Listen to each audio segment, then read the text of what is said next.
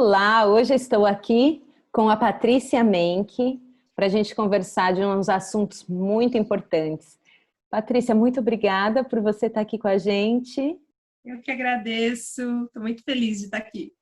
A Patrícia, ela é pedagoga com especialização em educação de alunos com deficiência intelectual e mestre em educação escolar de pessoas com autismo. Ela é psicóloga clínica e institucional, atende crianças e adultos. Ela atua na PAI de Barueri com grupos de mães de crianças com múltiplas deficiências. Ela é neuropsicóloga e realiza avaliação e reabilitação neuropsicológica. Difícil falar, né? Neuropsicológica. Dá uma enrolada na língua neuropsicológica. Patrícia, muito obrigada mais uma vez. É uma honra estar com você aqui. E hoje é uma oportunidade. Eu estou muito feliz. Hoje é uma oportunidade para eu absorver bastante conhecimento. Para nós iniciarmos, conta um pouco aqui para a gente escuta falar de crianças especiais, da terminologia especiais, atípicas, excepcionais. Qual é a diferença? Falar de crianças com deficiência, excepcionais, atípicas, são termos que eles se referem ao mesmo tipo de criança, mas que mudam ao longo do tempo por causa da carga social que isso implica. Então, até bem pouco tempo atrás, nós falávamos que as crianças eram excepcionais, né? Dizer que uma pessoa é excepcional é dizer que ela é muito diferente de um jeito ruim. Então, esse termo ficou socialmente inaceitável. Aí nós passamos a falar crianças especiais, que cai no mesmo problema.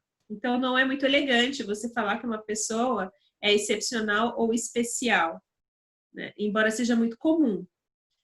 Hoje nós assumimos o fato concreto de que algumas pessoas têm deficiência. Então, é pessoa com deficiência intelectual, criança com deficiência visual, criança com surdez.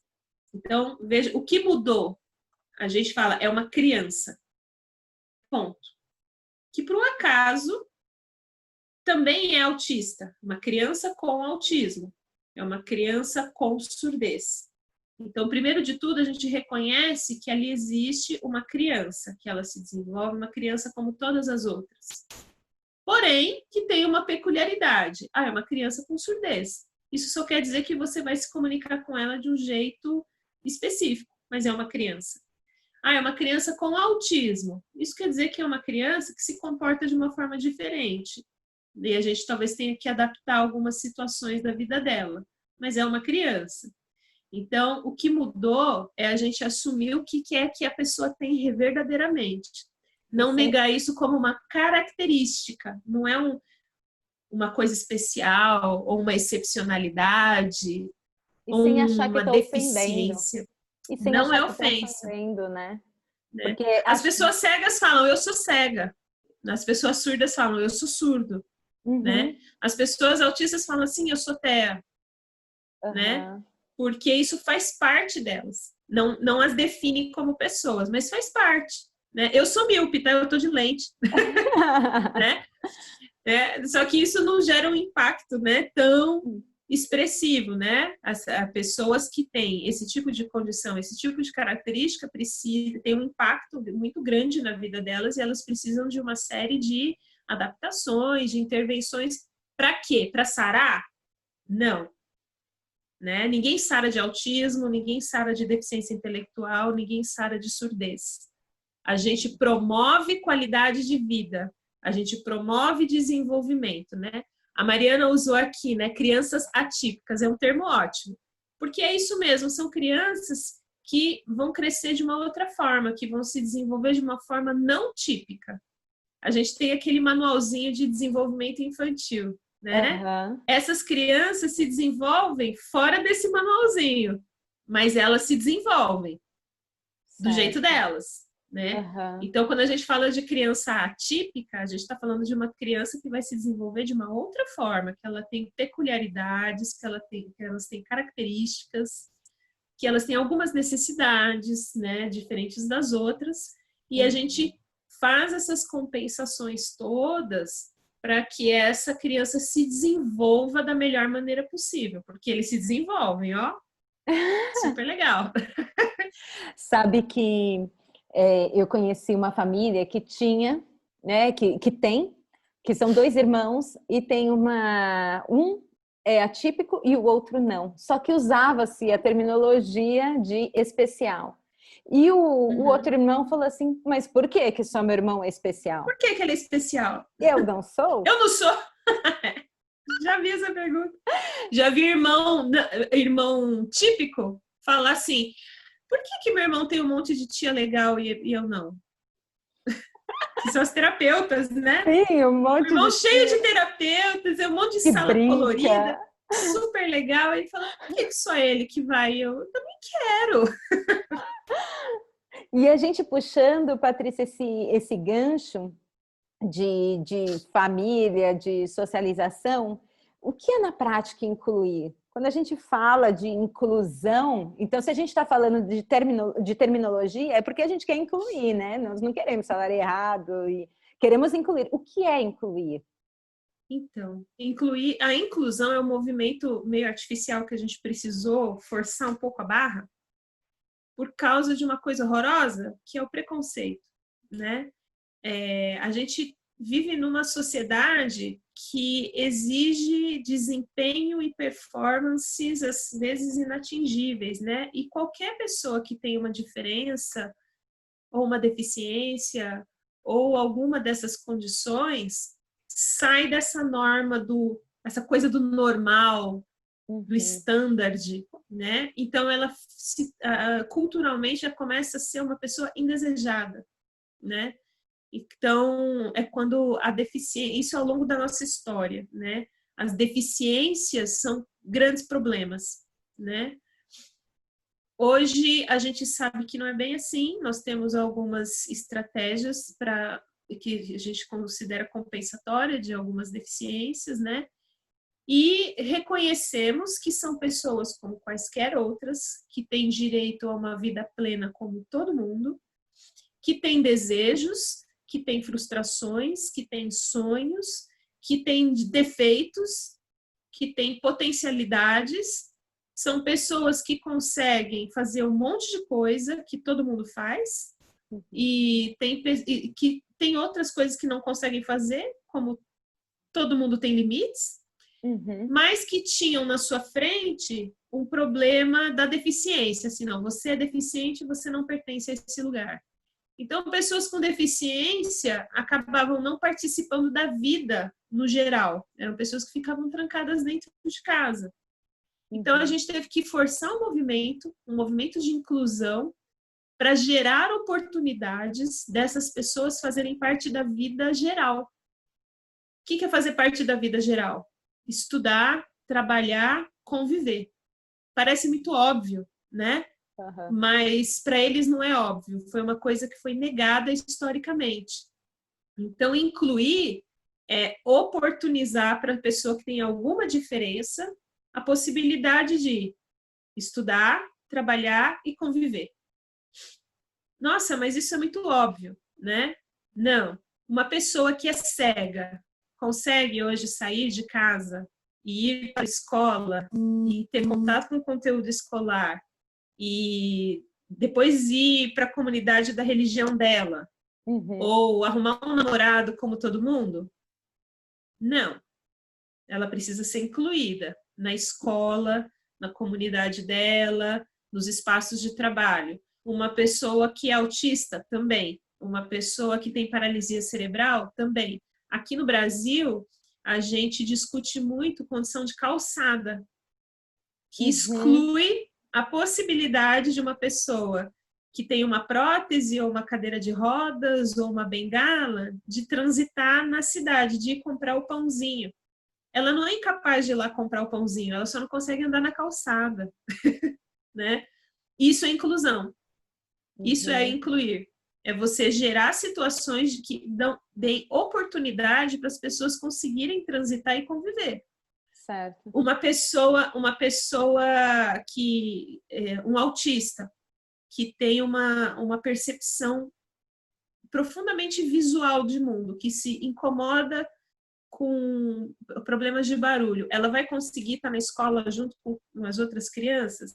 Não, ele vai precisar de adaptações. Ele vai aprender. Tem estratégias educacionais para que ele aprenda. E ele precisa de algumas adaptações. Isso é incluir. É você gerar a oportunidade desse autista estar na escola, do cego estar na escola, do surdo estar na escola, dele concorrer para uma vaga de trabalho e para ele conseguir conviver com as outras pessoas mais igualitariamente, né? Então, incluir é gerar oportunidades, né? Das mais simples às políticas públicas, né? A gente tem muitos níveis de inclusão. E incluir também, eu vejo como nas famílias, você possibilitar acesso dos filhos a essa realidade, né? É não excluir os seus filhos que são típicos de uma realidade atípica. Então, é proporcionar que se faça parte de algum grupo que tenha uma criança atípica, É o famoso conviver com a diferença, né? Quando você tá... É muito, muito legal, né? Observar as crianças. Quando chega uma criança cadeirante na escola, a preocupação do adulto é: nossa, o que eu vou fazer com essa criança aqui? Né? A preocupação das crianças é assim: como é que essa cadeira funciona? Você fala? Como que você fala? E assim, né? E você me empresta? Os meus filhos aqui Você me empresta? Você me empresta? Deixa eu andar também, né? Tem uma professora, é muito comum as professoras terem que fazer escala de rodízio de quem é que vai ajudar a criança cadeirante, porque as crianças enlouquecem. Então, para as crianças, é uma oportunidade de aprendizado. Como é que essa cadeira funciona? Aí a criança não fala, usa prancha de comunicação. Como que é isso? Eu posso ter um também? O que significa isso? Como é que faz? Acha que aquela criança tem uma vantagem, porque ela tem uma vantagem. Ela tem toda uma coisa, um acessório tecnológico que ela queria. Ela queria ir também na cadeira, né? Pra escola. Nossa, é uma festa, né? Dói, né? A criança com prótese. Dói. Vai lá e belisca. Né? Aquela perna ciborgue, né? Aquela perna de X-Men, né? X-Men é super. De X-Men. E aí a criança autista, né? O adulto olha assim, falando: caramba, eu vou ter que mudar todo o meu esquema de trabalho. É um problema. Para o adulto é um problema. A criança fala assim: mas por que ele é assim? E a pergunta seguinte da criança também sempre é muito boa. Fala: o que eu posso fazer para ajudar? Ah, olha, a gente pode fazer assim, assim, assim, assim. As crianças topam na hora, né? Os meus coterapeutas mais eficientes têm todos menos de 10 anos. São os melhores coterapeutas, porque a pergunta deles é assim: como que eu vou interagir com isso? Como que eu vou... Melhor, né? Aí a gente traz aqui para um lado mais filosófico, mas a pergunta da criança é: como que eu vou conviver com essa pessoa que é muito diferente de mim? Sim. E isso é maravilhoso, é a pergunta que todos nós devemos fazer: como que eu vou conviver com essa pessoa que é muito diferente de mim? Partindo do pressuposto de que nós vamos conviver. Sim. Nós vamos estar juntos. Né? Isso é uma sociedade inclusiva, é uma atitude inclusiva. O que eu posso fazer para viver bem com você? Para que você faça parte da minha vida e eu faça parte da sua vida. Sim. Né? Que a gente trabalhe junto, que a gente estude junto, que a gente esteja junto. Né? Isso é incluir. Ouvindo você falar, eu estou aqui pensando que você disse que a criança pensa de uma forma e o adulto pensa de outra forma, né? Totalmente diferente. Onde se perde isso, né? Essa conexão. O que a gente, como pais e até educadores, podemos fazer para que não se perca? E aí, no meu ponto de vista, não se perca essa forma de ver da forma real, natural de que as coisas são. Então, eu vejo que é você não ter dó. Você não olhar o outro como ele sendo inferior e Não é. menos. Porque a partir do momento que a criança tem essa sensação de que aquela cadeira ele proporciona, ela é super legal e proporciona, ou a perna proporciona superpoder, e que aquela criança está na vantagem, e chega em casa, e aí conta, e você demonstra um pesar, encontra na rua alguém, olha, você viu, filho, que bom que você anda e que você pode correr, e aquela criança que é cadeira de rodas não pode correr, então agradeça, meu filho, agradeça pela boa sorte de você poder correr. Aí você está tirando. Então, é muito do nosso comportamento como pais, é a nossa atitude para que isso não se perca. E é a nossa atitude de como a gente olha isso. Essa atitude fala assim, olha, agradeça pelo que você tem e lamente pelo que o outro não tem, na verdade, ela é competitiva. Certo. Eu estou em vantagem, o outro não. O outro não. Essa noção de vantagem e desvantagem alimenta uma percepção de eficiência e deficiência, né? Então, assim, não, eu tenho as duas pernas, vamos radicalizar assim, eu tenho as duas pernas. O Joãozinho tem uma perna mecânica. Ok. Sim. Sim, eu tenho de um jeito, ele tem de outro jeito. Talvez ele não vá correr na mesma velocidade que eu, mas ele nunca vai machucar o joelho. Sim, né? E aí eu vejo como que é não comparar. Assim como a gente não compara dois filhos, por que a gente vai comparar um que é... Né? Antigamente, né, Mariana, na nossa avó, lá atrás, né, aparecia uma pessoa com deficiência, qualquer deficiência. Qual era a atitude? Não olha, não fica olhando que é feio. Como se fosse uma vergonha a pessoa ter uma deficiência. E num contexto desse, a pessoa tinha vergonha mesmo, porque todo mundo ficava, né? A nossa geração aqui, né? Fala assim, tem pessoa, olha uma pessoa ali com deficiência, o pessoal fica assim, né?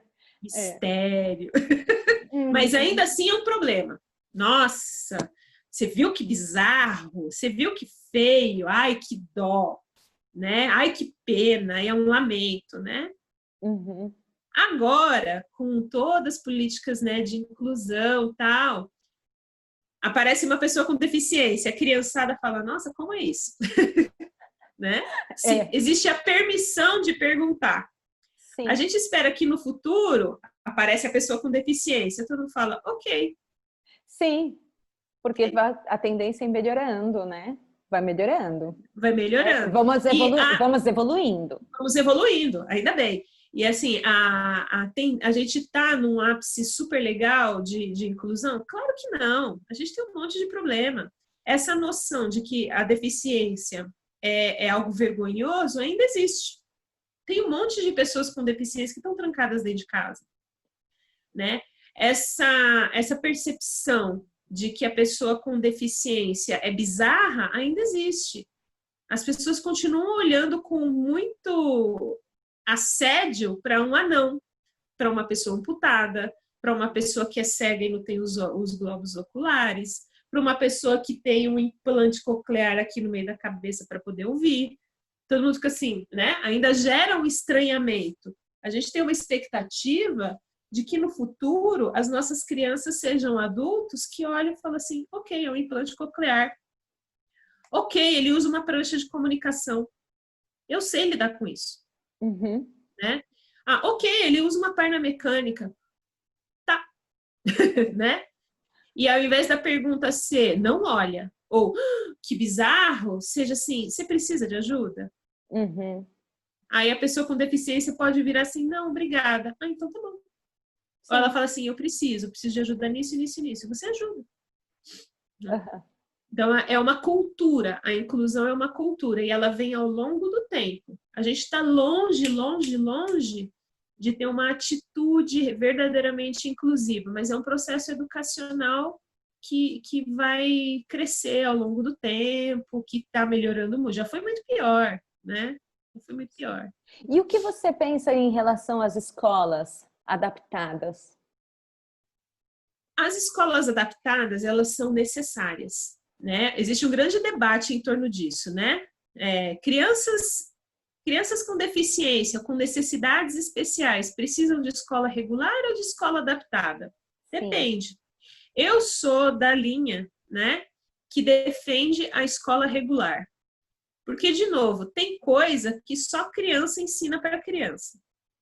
Uhum. Você pode ter a equipe dos melhores terapeutas da galáxia e nunca vai ter a mesma eficiência de uma criança brincando com os pares de idade dela, né? Uhum. É de uma eficiência terapêutica fora de série, né? Então, primeiro, a criança precisa estar junto com outras crianças. Nós somos bichos, a gente é bicho, tá? Mas a gente é bicho social. A gente se desenvolve, a gente cresce, a gente amadurece, a gente vira gente no meio de gente. A gente precisa estar no meio de outras pessoas, nós precisamos conviver.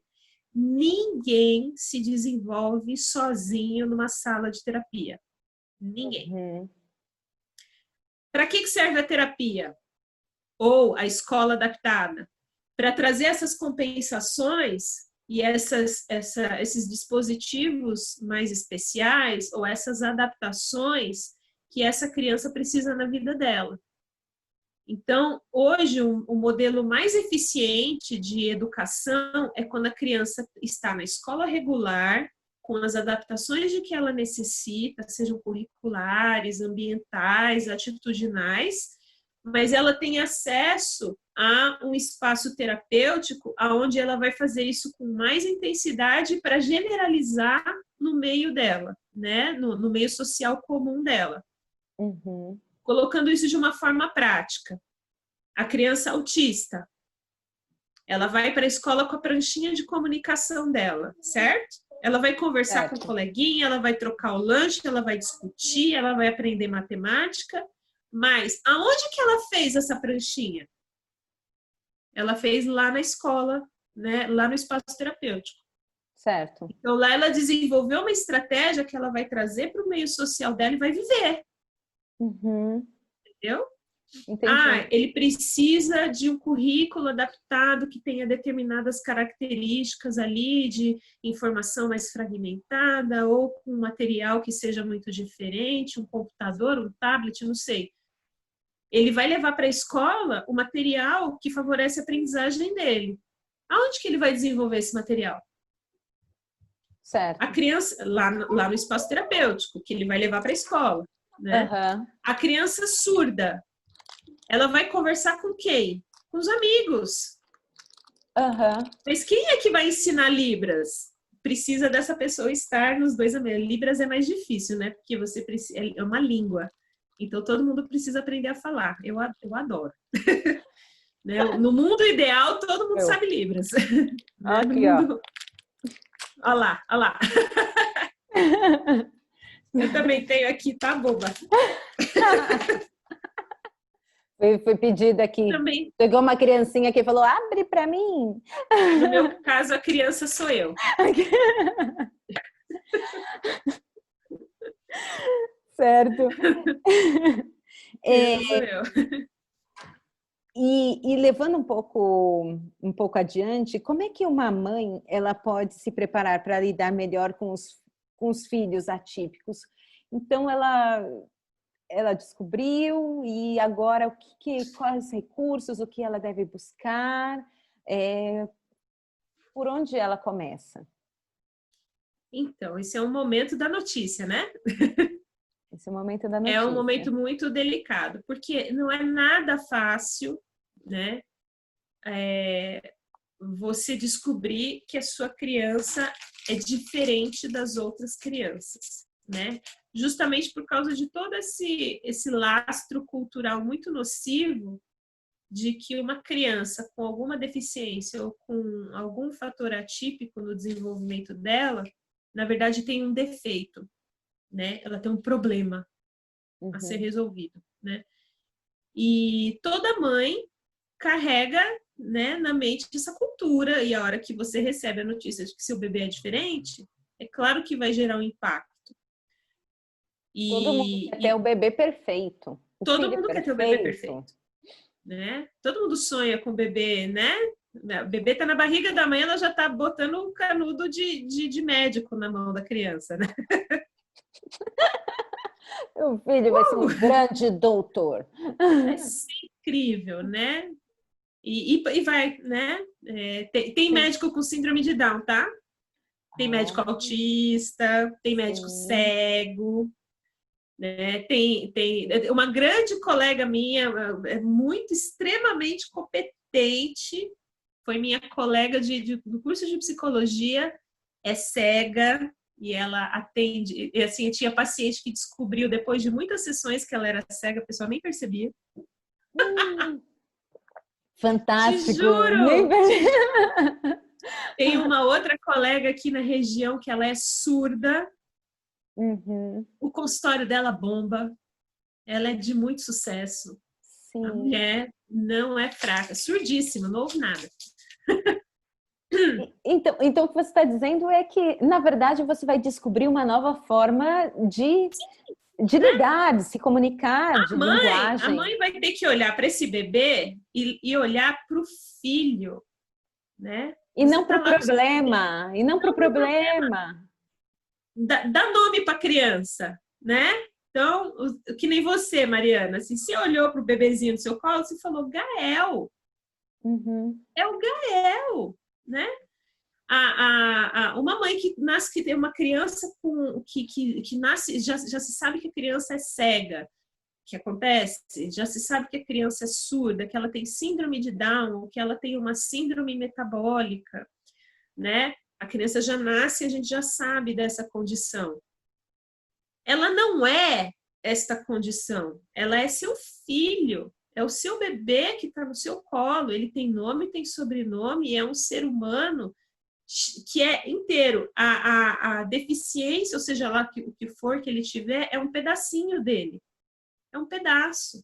É um pedaço significativo? Pode ser que seja, né? Mas você vai descobrir ao longo do caminho tudo aquilo que ele tem de peculiar da personalidade dele, de tudo aquilo que toda criança tem, porque criança é criança, criança surda continua sendo criança, criança com paralisia continua sendo criança, criança autista é criança, e tudo aquilo que ele precisa de adaptação na vida dele para ele se desenvolver melhor.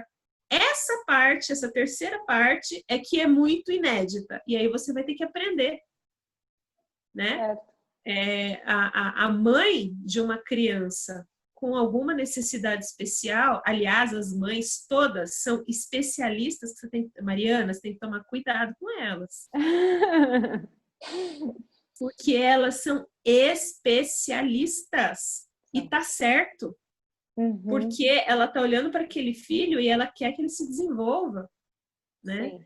Então, assim, tem personalidade pessoal para você olhar, tem infância, que é inerente para você olhar, e é uma terceirinha parte ali, tem as necessidades especiais dessa criança. E em relação a isso, é um aprendizado.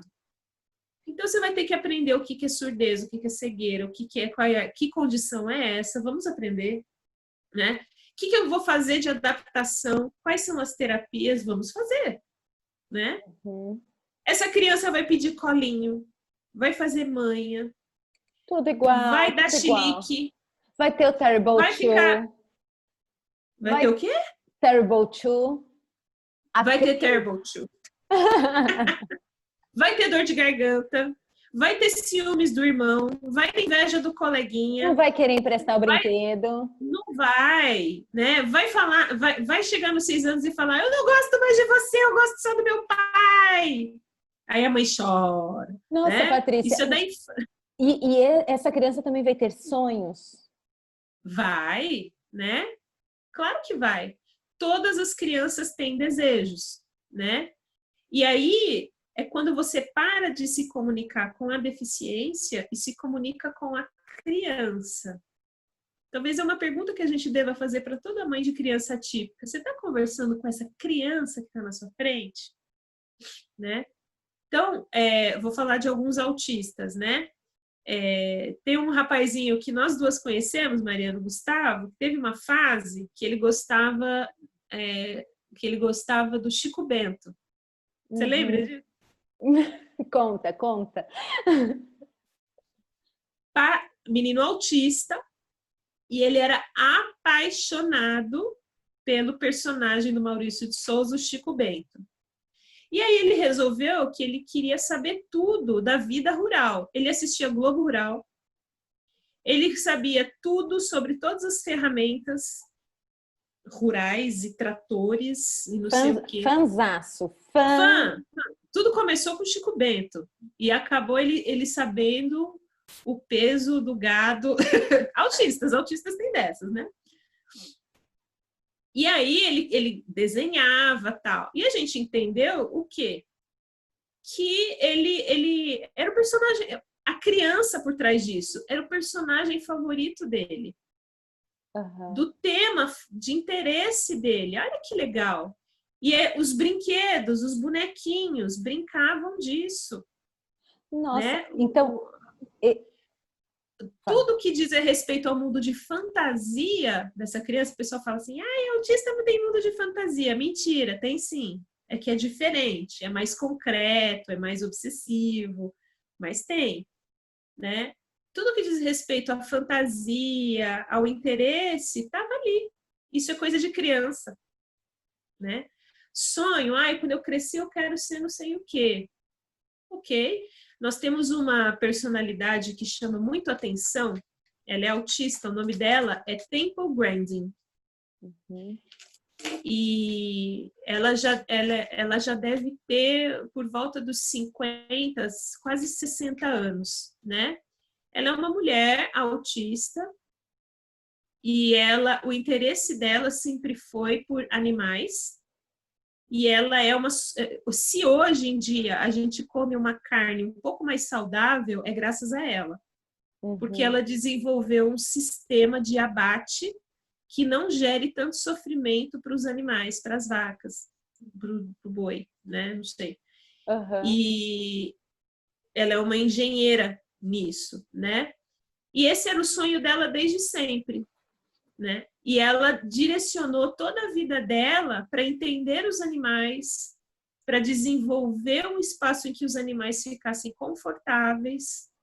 E ela hoje é uma referência nessa área de agropecuária e tal. Ela é autista. Nossa. E ela sonhava com animais desde criancinha. Para uma criança típica. Tem um filme dela, maravilhoso, assistam. É o nome dela, Temple Grandin. Maravilhoso. Depois eu anoto e vou deixar aqui nos comentários. E ela tem um livro muito maravilhoso que se chama... Tem dois, um que Você me manda depois? Thinking Pictures e Uma Menina Estranha. Mais uma coisa que você está falando, eu estou refletindo e traçando com crianças típicas, né? Que, na verdade, se a gente parar para observar, são crianças, independente, é o que você está dizendo. Então, uma criança típica... Tem uma mãe que eu atendo. Tem uma mãe que eu atendo que ela fala, eu não aguento mais, ele faz esse chilique porque é banheiro, porque não sei o que e tal. E o garoto faz altas birras, assim, né? Eu falo, isso daí é seu filho normal. Isso aí é seu filho seu normal. Tem nada a ver com autismo, tá? Esse aí, nada a ver. Nada. Isso aí é criança normal. Outro dia eu tive que mostrar no manual de desenvolvimento infantil. Eu falei assim, nessa idade, o que a criança faz? Isso aí, seu filho. Normal. Eu achei que era do autismo. Não. Não, eu vejo que para a gente conduzir o desenvolvimento de qualquer criança é o diálogo, é a observação, é você ouvir. Então, essa moça que se desenvolveu e conquistou, essa que é senhora, né? Que conquistou o sonho dela e ela teve uma pessoa, ela teve um suporte por trás. Então, é muito interessante. Eu gosto muito da história dela como exemplo, porque ela tem 50 anos hoje. Uhum. Ou seja, quando ela era uma criança, lá há 50 anos atrás, o destino provável dela era um sanatório. Porque era uma criança que ficava, né? Fazendo estereotipia, demorou para falar, tinha dificuldade de aprendizagem, tinha surtos, ela tinha surtos assim terríveis, né? Que acontece com pessoas com autismo que estão confusas, que estão com angústia, eles surtam, né? Certo. Então, ela passou por tudo isso, ela passou por escola especial, né? A trajetória dela não foi muito fácil. Qual foi a diferença? A mãe dela nunca desistiu do potencial dela. Isso é E isso é uma peculiaridade, maravilhoso. isso é maravilhoso. A Mas mãe dela é nunca maravilhoso para desistiu. todas as mães.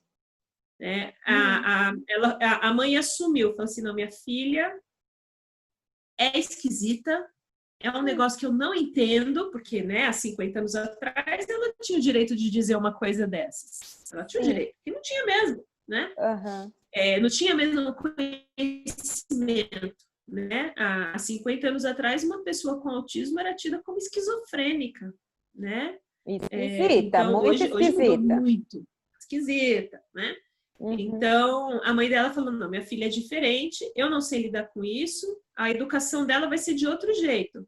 Ela arrumou fazenda escola, ela gosta de bicho, vai para fazenda escola, vai ensino profissionalizante. A mãe dela tentou várias estratégias compensatórias para que a filha dela tivesse o desenvolvimento melhor possível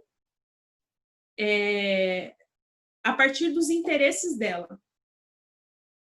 E ela sobreviveu, ela foi uma pessoa autista que sobreviveu numa época em que a maioria das pessoas com autismo morriam dentro de sanatórios. Né? E nós devemos ser gratas à existência dessa pessoa que desenvolveu coisas incríveis no mundo, autista. E quando ela era criança, não era autismo leve, não. Até hoje, quando você vê um TED Talk dela, é muito difícil de entender o que ela fala, ela não permite ser tocada, ela fala o que ela quer e a hora que ela termina de falar, ela vai embora, ela nem olha na tua cara. Ela ainda tem que fazer um treininho de habilidades sociais. Não dá para ser 100% Mas em tudo. ela teve essa trajetória.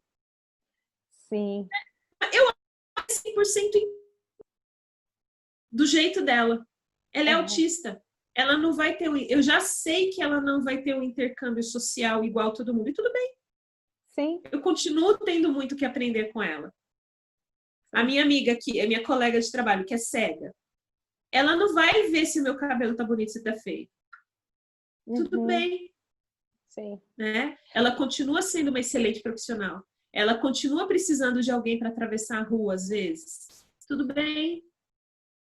Né? E por outro lado, os pais, os familiares souberam observar o que ela tinha de interesse, o que ela se saía bem e usaram a favor. É a mesma história do Gustavo, o Chico Bento. Com certeza ele adquiriu muitas habilidades e conhecimento com o interesse O Chico dele. Bento alfabetizou o Gustavo. O Chico Bento alfabetizou, ele soube um tanto de coisas, de informações, ele absorveu por conta do Chico Bento. É você observar e entender qual é o interesse da criança. Não vem querer mostrar um interesse que ele não quer. Né? Ele não tem interesse naquilo. Ah, meu filho não gosta de matemática. Aí a gente entra naquela, né, Mariana? Eu quero que meu filho seja engenheiro.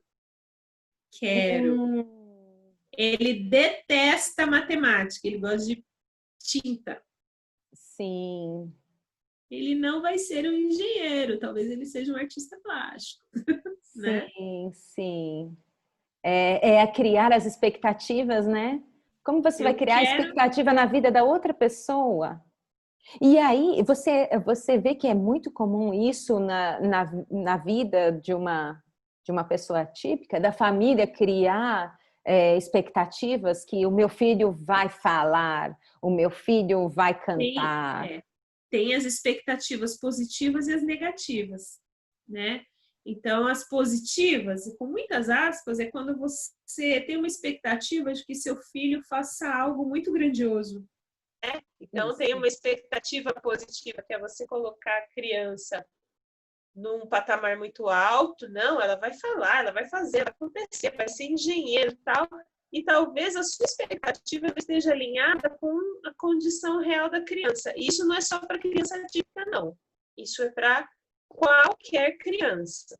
Quando você exige dela algo que talvez ela não esteja pronta, ou porque ela não esteja com vontade, ela não seja da motivação pessoal dessa criança alcançar isso que você, mãe, está projetando para ela. Né? Uhum. Então, tem crianças atípicas que não vão falar, ou que vão falar muito mal. Mas isso não quer dizer que elas não vão se comunicar à maneira delas, que a comunicação e fala não são a mesma coisa. Tem criança que fala todas as palavras, mas comunica muito mal. O Gustavo é assim, né? Uhum. Fala até inglês, né? Mas não consegue falar que tá com dor de estômago. Uhum. Né? Ou que tá triste, ou que tá com saudade, né? E tem aquela criança que não fala nada, mas consegue comunicar uma série de coisas que está acontecendo com ela, dar opinião. Né? Então, a gente tem que tomar cuidado com a nossa expectativa. Eu quero que meu filho fale. Né? 3 línguas. Mas talvez ele não fale. Né? E aí a gente tem que escutar essa pessoa, a maneira como ela consegue se comunicar. Eu quero que meu filho tenha uma carreira XYZ. Mas talvez não seja da motivação interna dele que ele execute essa profissão ou siga essa carreira que você deseja. Eu quero que meu filho ande. E a criança está numa cadeira de rodas. E aí a gente não trabalha mais com a criança, né? A gente trabalha com a família. Quais são as suas expectativas em relação aos seus filhos? Será que a sua expectativa está alinhada com as condições do seu filho? Uhum. Né? Tanto do ponto de vista do desejo dele, quanto das condições que ele tem. Aí a gente pode fazer uma outra pergunta. Será que se ele não andar, não falar, não for do jeito que você espera, ele vai ser menos valoroso? Uhum. Ou até né? se eu, como mãe, não fui boa o suficiente. Porque entra o ego, né? Dos pais. Isso é cruel, né? Isso é cruel. De não ter conseguido fazer. Tem uma outra criança típica que conseguiu. Eu não. Assim como qualquer criança. O meu filho anda de bicicleta sem rodinha e o outro não anda, sabe? O outro anda e o meu não. Ele tem a mesma idade, gente, por que não anda? E aí a gente cai, né? Nós vivemos numa sociedade muito competitiva. Até mãe compete. O filho não consegue, o seu não consegue. O meu não consegue, sou uma mãe horrível. Isso é competição. Isso é competição. Né? Se o parâmetro for assim, meu filho está feliz, meu filho está bem, ele está saudável, né? Você consegue lidar com essas pressões externas melhor, né? Muito do tratamento que a gente faz com as crianças atípicas, às vezes, não é nem tanto com a criança, mas também com a família, justamente para lidar com essas pressões emocionais, com essas dificuldades mais de relação mãe-criança. Né? Tem um caminho longo em torno disso. Né? Tem mães que lidam com mais facilidade, tem mães que lidam com menos facilidade. E aí eu ia falar da expectativa negativa, né? Que é você olhar para o seu filho com deficiência, olhar para o seu filho atípico e falar assim, ele é assim mesmo. Ele não vai conseguir, porque, né? Tem probleminha. Sim. E aí a criança está lá plena de potencial, dá para fazer um monte de coisa legal, mas não existe um investimento emocional no potencial dessa criança, porque afinal de contas ele é, né, ele tem problema, ele é assim mesmo, é uma expectativa negativa. Então aí a criança deixa de se desenvolver por falta de estímulo. E isso acontece. Então é algo a se observar também. Dentro da expectativa negativa, é colocar a criança no lugar de alguém que requer muitos cuidados. Ele é muito frágil, ele é muito doente, ele vai ter crise, ele vai cair, ele vai engasgar. E aí você coloca a criança numa redoma e esquece que essa criança é criança e que ela precisa viver experiências para se desenvolver, né? Então, criança precisa ir para o parquinho e ralar o joelho, porque é ali que ela vai aprender como proteger o corpo dela. A criança precisa perder o dente e sentir que perdeu, porque ela vai falar assim, olha, muda o negócio aqui, meu corpo vai mudar e vai ficar legal, né? Meu corpo muda. O corpo muda. Começa com o dente caindo, o joelho ralando, né? A criança tem problemas orgânicos, ou ela engasga, então tem que ter uma alimentação especial, e aí a mãe fica muito estressada em torno da necessidade dessa alimentação especial para não engasgar, e essa criança deixa de sentir sabores, deixa de experimentar coisas diferentes, né? Ou essa criança tem convulsões e aí ela a qualquer momento pode ter uma crise convulsiva e a mãe fica em cima, mas essa criança precisa ficar sozinha para ela saber quem é ela, né? Essa medida entre o cuidado necessário e o cuidado que sufoca, ela é muito fininha. Eu abraço muito as mães superprotetoras. Abraço mesmo, falo, calma, querida. Porque é uma mãe que está falando assim, eu não quero que meu filho sofra, eu não quero que meu filho passe mal, eu não quero que meu filho se machuque, sinta dor, sinta angústia, né? Então, assim, é uma mãe que ama tanto essa criança que não deixa ela experimentar algumas coisas que, na verdade, vão fazer ela mais forte. Então, assim, a gente tem que cuidar muito dessa mãe, né? Para que ela consiga ver na experiência e no distanciamento dela dessa criança um degrau de desenvolvimento. Quando a mãe vira essa chavinha e ela fala assim, se eu não estiver perto, ele vai se desenvolver melhor. Se ele comer esse negócio aqui, tudo bem. E se ele engasgar, a gente sabe o que fazer. Ah, e se ele dormir sozinho, ele vai ficar bem. Ah, mas se ele tiver uma crise, nós sabemos o que fazer. Se ele for para a escola sozinho e não souber se comunicar, os colegas vão dar um jeito e não eu, né? Então, se a mãe consegue virar essa chavinha, é muita angústia que sai dessa mãe. Nossa, né? É confortar o coração da mãe. É confortar o coração da mãe. Então, assim, eu falo que mãe não erra. Né? No meu mundo, mãe não erra. Eu tenho um lema: mãe é um bicho que erra mirando acerto. Um acerto. Todas, né? todas querem acertar.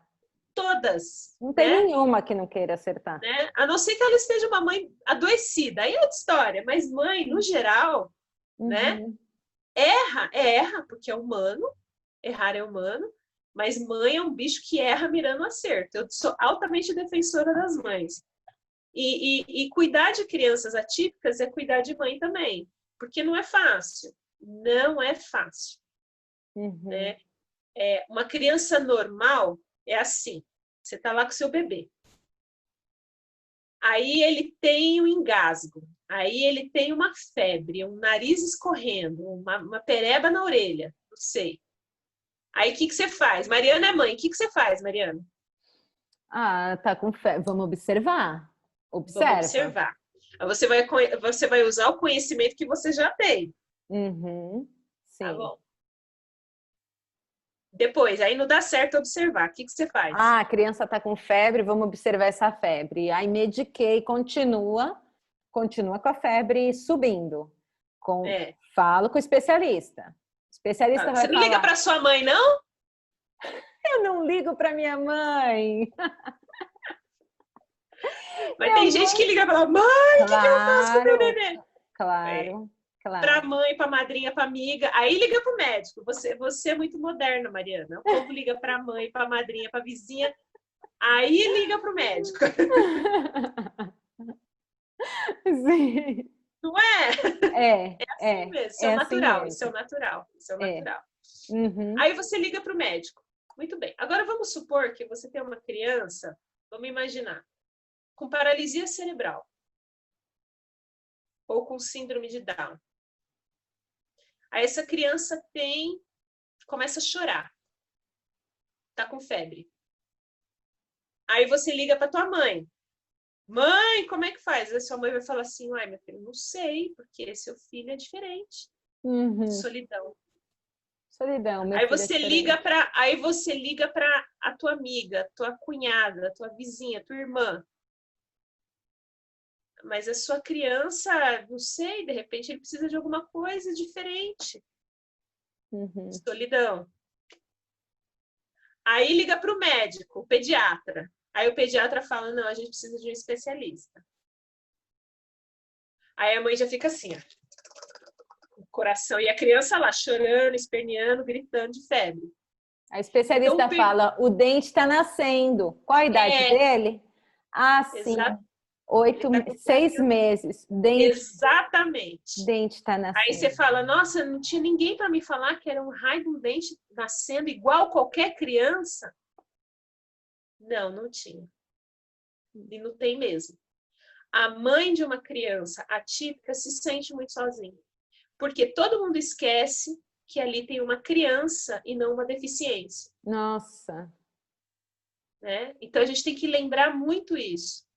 Primeiro é a criança, Você sabe, depois a deficiência. sabe que uma questão que as pessoas têm bastante, olhando a parte educacional, se a disciplina positiva se aplica para crianças atípicas.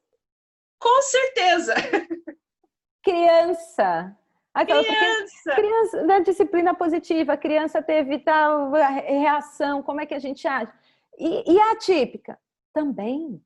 É Bem, e a criança. típica vai requerer um estudo. Porque criança típica, como eu falei, a gente tem um monte de manual aí de desenvolvimento infantil. Uhum, Todas as linhas de atuação têm o seu manualzinho. sim. A criança atípica, ela é atípica, ela é diferente. E ela vai sim demandar um estudo da mãe, dela falar como ó, meu filho funciona assim, assim, assim, assim. É dele isso, Sim. né? Que não Ah, necessariamente da amiga que ela vai lá na atividade vai vai, funcionar. vai ser diferente, né? Vai ser diferente. Então, aceitar essa diferença, se jogar mesmo nesse estudo do Olha, próprio olha, filho. Patrícia, mas eu vou dizer que eu com 3 também é bem diferente. O que se aplica para um não se aplica para outro, que não se aplica para outro. Quando um tem alguma reação, eu tenho que olhar e para buscar a necessidade daquele indivíduo. A Anne é uma, a Lara é outra, o Gael é outro. E cada um eu tenho que reagir de alguma forma. E eles têm as necessidades totalmente diferentes, né? Então É, são é mais claro que a gente não vai tratar como mas não é o É porque, normalzinho. porque no desenvolvimento atípico as diferenças são muito grandes. Vai ter um monte de mãe que vai ouvir a nossa conversa e vai falar assim: ah, esse pessoal é muito romântico, porque meu filho detona, morde tudo, se morde, enfia a cabeça na parede, grita no meio Não do tem um mercado. livro sem mordida na minha casa. É, nem me fale. Né?